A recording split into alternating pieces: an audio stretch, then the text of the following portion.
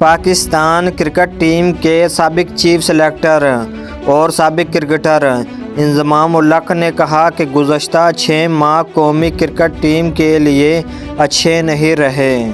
نجی T V channel سے گفتگو کرتے ہوئے انہوں نے chairman Pakistan cricket board P C B management committee Zaka Ashraf کی کارکردگی پر اظہار خیال کیا۔ انہوں نے کہا کہ کسی کو بھی 3 یا 6 ماہ کے لیے تعینات نہیں کرنا چاہیے۔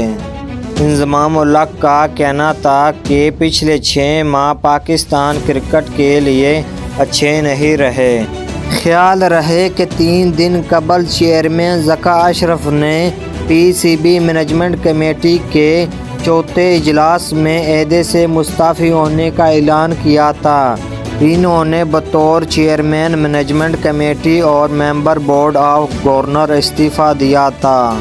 Chairman P C B management committee کے انتخاب کے لیے عبوری مینجمنٹ کمیٹی تشکیل دی جائے گی۔ کمیٹی چیئرمین کے انتخاب کے لیے گورنر بورڈ تشکیل دی گئی۔